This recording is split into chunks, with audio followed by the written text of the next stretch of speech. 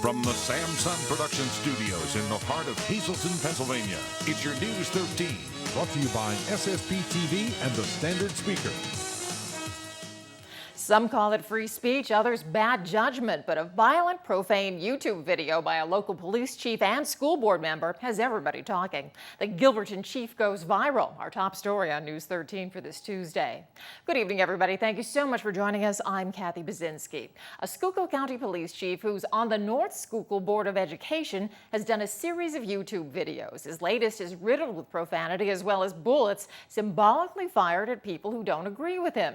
Matthew Petrillo is live in the studio with more on the controversial clips. Matthew?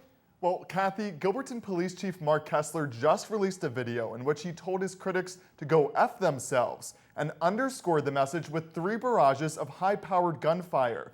The profanity-ridden video has since gone viral, but Gilberton Borough officials are standing by the chief. If you didn't get enough the first time around, go yourself and get some more. Gilberton Police Chief Mark Kessler posted this video to his YouTube account a few days ago.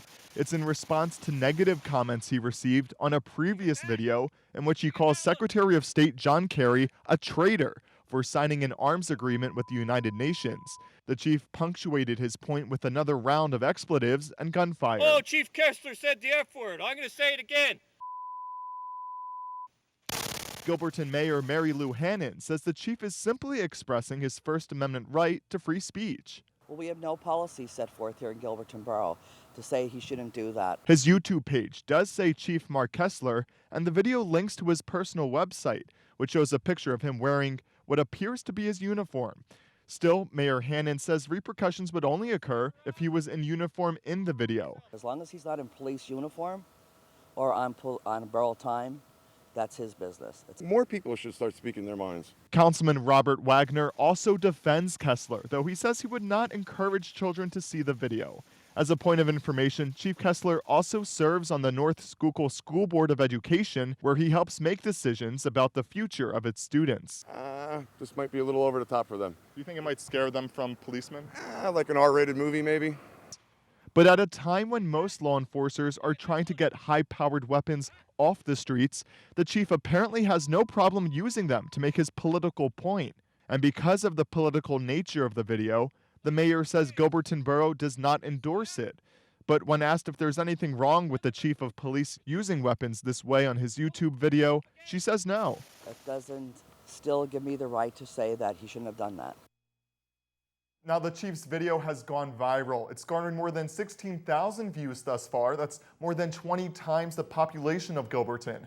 The borough has called a public meeting to discuss the video for Thursday at 6 o'clock, and News 13 will be there. Kessler is on vacation and isn't expected to attend. Kathy? Thanks, Matthew. Should be an interesting meeting.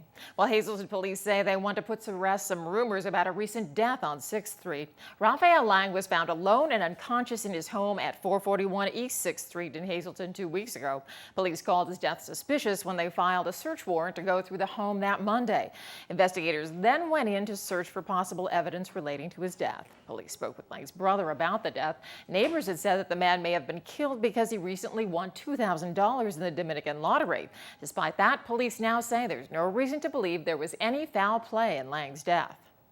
It was ruled suspicious simply because there was nothing to immediately show us that A, it was natural, or B, it was a homicide. When that happens, the city police department contacts the state police and requests their forensic service unit. They come out, they take pictures, they process the scene, they dust anything that they can for prints. All we're doing at that stage is collecting evidence and waiting for an autopsy. At this point, there's absolutely nothing that is leading the city to believe that this will be anything serious in nature. No suspected controlled substances were found in Lang's apartment, but the reason for Lang's death still unknown. Well, it's just about the end of the day, too, in the Beltsville State Park search for a man who went missing from his fishing boat. It started out as a simple runaway boat call on Sunday, but the fishing boat's owner never showed up to claim it. That's when the search began, and now after 2 days, a discovery will likely only be bad news. Around 10:30 this morning, we started organized the search with the units that we have. We have approximately 6 rescue units on scene. And everybody was given their assignments, and we picked up from the area where we left off yesterday. If we don't discover anything today, we'll be back here tomorrow. And the search will go on until a recovery is made. Officials say they have no further comment, and still they're not releasing the name of the victim. Well, it was just officially opened a few weeks ago, and vandals have already taken a toll on the new Black Diamond Trail in Mountaintop. Christina Papa visited the trail this morning and says the public is being asked to help stem any future destruction. Travelers trekking their way through the newly opened Black Diamond Trail in Mountaintop are sure to see some local wildlife, lakes, plant life, and caution tape. We feel it was either Jeeps or ATVs came in, pulled the fence out, tore up the trail a little bit. The Black Diamond Trail is just a small section of the 165-mile-long Delaware and Lehigh Trail that cuts right through the backwoods of Mountaintop. And it's just a beautiful backwoods bike or hiking path. For years, folks have had access to the property through side roads. People are used to being able to take their ATVs and Jeeps on the trail, but the trail was purchased by others using our tax dollars, and one of the stipulations was no motor vehicles. When the trail was built, fences were set up throughout the road to block old paths, but that hasn't stopped people from breaking their way onto the trail. This damage happened even before the trail was finished, which is why the contractors are in charge of putting the fences back into place. Right now, they just have a dirt barrier to make sure that ATVs and other vehicles don't get through back onto the trail. Scott Everett manages D&L Trails. He's upset the vandalism happened so quickly. The trail had its grand opening just a week ago. Well, unfortunately, I've grown to expect that on sections of the trail. I mean, obviously, you have 165 miles in a lot of remote areas. So I do expect vandalism here and there. ATVs and motorized vehicles aren't welcome on the trail for good reason, to protect walkers and bikers. To have ATVs and pedestrians mingle, I mean, it's a safety issue, and that's why the rules are made. Something like a broken fence can be fixed if someone calls it in. That's why Everett wants walkers to keep an eye out for issues like fallen trees or more vandalism and report it to the D&L Trail Patrol. Christina Papa, News 13, Mountaintop. Still ahead on News 13, just hang on. We get through this patch of wet weather and then the forecast turns beautiful. We'll tell you all about it in News 13 weather. But first, it's a do-over day as some folks must re-vote in the Hazleton area school board primary. We'll tell you how it's going when News 13 continues. Today is Election Day, take 2 for some Schuylkill and Carbon County residents. Those counties held special elections today for the Hazleton Area School Board. It's all because Luzerne County forgot to tell the other counties to take one candidate off the primary ballot. But as Matthew Petrillo reports, voter turnout was low, and that could have some political consequences for some candidates. Voter turnout was extremely low today. By noon, McAdoo's first precinct that saw about 100 voters during the same hour in the primary saw just 36. Those numbers were about the same in its second precinct and in precincts in Carbon County, too. I think it's going to be a slow day. We only had 200 and some voting in the primary. A Luzerne County judge ordered the special election following a mistake that was made by the Luzerne County Election Bureau in May's election. But the redo could also cost some candidates who won in the previous election much needed votes. I don't know if this is a good idea, having the people come to the polls, or if it would have been better to do the written ballots, you know. Well, I just have to wait and see. But if those who are interested will come and vote, and that's what we hope. Making us come twice is sort of out of the way, but I can imagine it's probably slow today, but if you're going to vote, you're going to vote, you know. I think more people might have just taken the time to sit down, write, check off the ballot and mail it out rather than coming in. I don't know if we're going to get our turnout tonight. Usually it's slow now, and in the evening after supper time we might get more. I'm anticipating, though, that we're not going to get the 1,800 plus voters that came out on May 21st to come out again. Jared O'Donnell is running for school board and won in the last primary. He's worried if the turnout is so low, he could lose the position that he was voted for just a few months ago. It's not a race that is going to draw a lot of people, even though it should.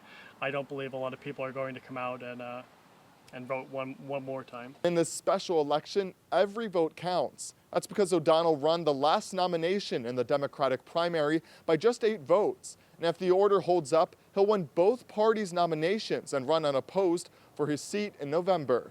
It's going to be a finance issue for me that we're going to have to try to solve over the next couple of years. Matthew Petrillo, News 13, McAdoo. And time now for our first look at regional weather from the National Weather Service. Checking the radar, plenty of showers and thunderstorms rolling through the region into tonight. But once we get past those, it's nothing but blue skies, sunshine, and low humidity. Tonight's creative condition is perfect for a stormy day. It's by Rebecca Scatton, a student at Hazelton Elementary Middle School, and she drew some dark, stormy clouds and some pretty menacing lightning strikes.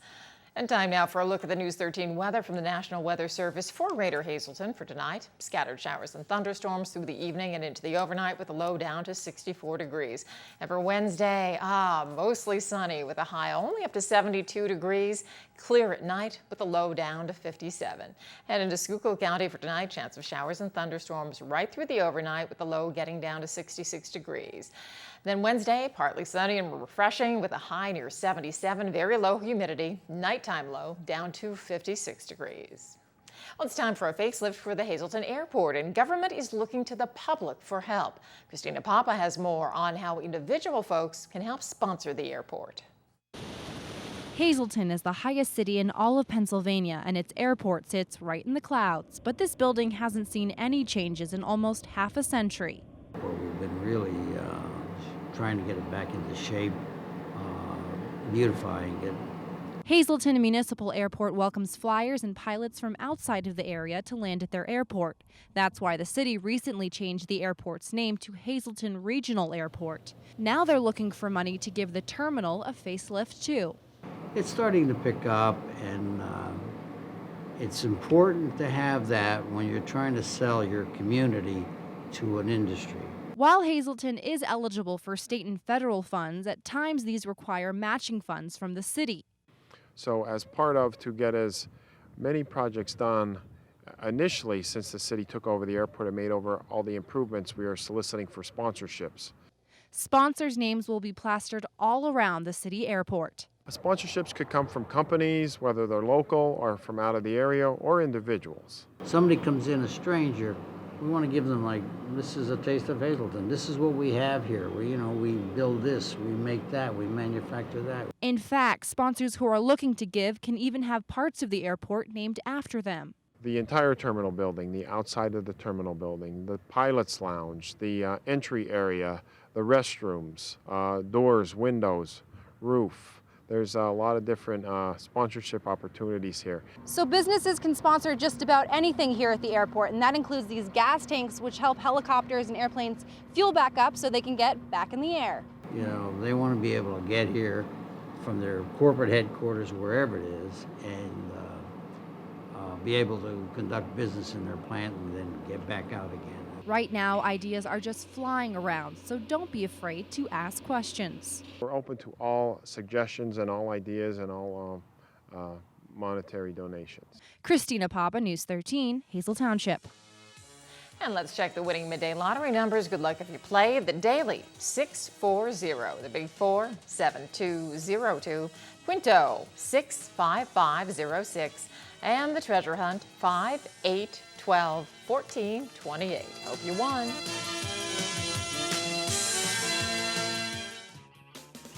Good evening, everyone, and here's tonight's social news. First tonight, happy belated birthday to Dolores Alexa of Hazelton. This wish comes with love from your family.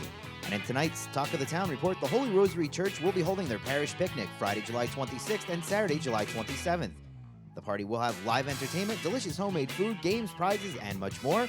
This event is rain or shine, so be sure to stop by. That's tonight's Talk of the Town.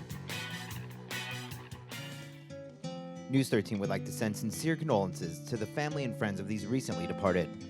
Joan Freeman of drums. Memorial service will be held Saturday at 2 p.m. from the Harmon Funeral Home. Friends may call Saturday from 1 to 2 p.m. Elizabeth J. Kuiper of drums. Funeral is Wednesday at 9 a.m. from the Lehman Family Funeral Service. Friends may call Tuesday from 4 to 6 p.m. Thomas D. Linkhorst of Barnesville. Funeral is Thursday at 10 a.m. from the Orovitz Home for Funerals. Friends may call Wednesday from 5 to 8 p.m. and Thursday from 8 to 10 a.m. Teresa A. Ravina, formerly of Freeland. Memorial services will be held Wednesday at 10 a.m. at the Immaculate Conception Parish at St. Anne's Church. Friends McCall Wednesday from 9 to 10 a.m. The McNulty Funeral Home is in charge of arrangements. Clara L. Bean of Lancaster. Funeral is Wednesday at 10 a.m. at the Fred F. Gross Funeral Home. Friends may call Tuesday from 6 to 8 p.m. and Wednesday from 9 to 10 a.m. And Leo Treble of West Hazelton. Arrangements will be announced by the Joseph B. Conahan Funeral Home. Tonight's obituaries have been brought to you by the Smilax Floral Shop located on 15th Street in Hazelton. For delivery to all local funeral homes, call 570-454-0111. And by Doves of White, serving Schuylkill and surrounding counties, call 570-205-1597. SSPTV Sports on News 13 with Fred Barletta Jr. Well, we've had so many days where we didn't have any precipitation at all that the word rain out, well, we haven't used that here in quite some time. But last night, you saw it, rained here in the Hazelton area and all up and down the mid-Atlantic. And so we've got some postponements to tell you about, starting and namely with the Little League tournament, the Section 6 Little League tournament involving 10, 11-year-olds, because we're following that one. Valley West alive and well in that. Now, they're playing that down in Bucks County in the town of Richboro, and it was washed out last night. They'll try it again tonight. We'll set it up for you again. It's Valley West playing Council Rock Northampton, and this is a team that they have beat once. It's a team that has beaten Valley West. So the proverbial rubber match here, but this is a little bit more important because now we're in the elimination bracket, and one loss in Valley West could be done for the season. So we don't want to see that happen. Hopefully the weather will cooperate. There's still a 60% chance of showers down in Richboro for later this afternoon. Minor League Baseball, well, they did get some rain, but not the game involving Indianapolis, because that one was played out in the Ohio Valley, and wherever they played it, it was a slugfest. The Indians clubbed their way to a 17-1 win over Charlotte. The Russell Kanzler report, 1 for 2, knocked in a run. So Kanzler, he was involved in that slugfest last night. Now there's the rain again. That's up in Moosic, outside Scranton. Of course, they were washed out, so it'll be the Mud Hens and Scranton Wilkes-Barre going at it twice today. Tell you about that in a minute. Lehigh Valley up in Rochester, no rain along the lake, but Lehigh Valley on the short end of things to the Red Wings, 3-1, the final right there. Red Wings and Iron Pigs will play again today. There's the doubleheader between Toledo and Scranton Wilkes-Barre. It's just underway up at PNC Park, and Indianapolis, they are on the road to continue their series as well. Major League Baseball, well, the word is out. The Rays are red hot. Last night, they beat the Red Sox in Fenway. They pulled within a half a game of Boston. Joe Maddon's club has now won 18 of their last 20 games. I don't know how much hotter you could get in Major League Baseball. The Yankees looked absolutely lifeless last night. They get shut out by Texas. They'll try again. Pittsburgh knocked off Washington. That series continues. The Phils get going out in St. Louis, and Atlanta and the New York Mets, they square off at Citi Field. Now, we usually show you the standings, and we will do that once a week as we always do, but something a little bit different here tonight. As you take a look, these are the batting offensive statistics in the American League. You can see the Tigers are 1, Boston 2, Baltimore 3. No surprise there. They're 3 of the franchise name teams in the American League. But how about the Rays? 5th place. So not only good pitching, they're certainly getting that, but as you see right there, they're getting good hitting as well. And we keep talking about the Yankees. Well, there are only 15 teams in the league. They're next to last in offensive production. If you've been watching them, no surprise whatsoever there. Now in the National League, well, the Cardinals are the pace setters, as you can see, as they are leading offensively. Colorado, Dodgers, San Francisco. There you see the Phils, surprisingly, at number 5. Well, I shouldn't say that. The problem with the Phils is consistent pitching. And it's been a power outage summer in New York City because the Mets, like the Yankees, are near the bottom. Next to last, 14th place on the offensive chart. That kind of answers for you everything you need to know why those teams are scuffling the way they are. Tonight's sports is brought to you by Mountain Speedway. Here's a look at this weekend's action. It's going to be busy. The racing will begin at 6, so plenty of action this Saturday. Grandstand admission only $10. Kids 10 and under are free. And if you're an active military or a student, even senior discount, $2 off the price of admission. There's the website and the phone numbers. You could call them and get all the information on the excitement of racing down at Mountain Speedway.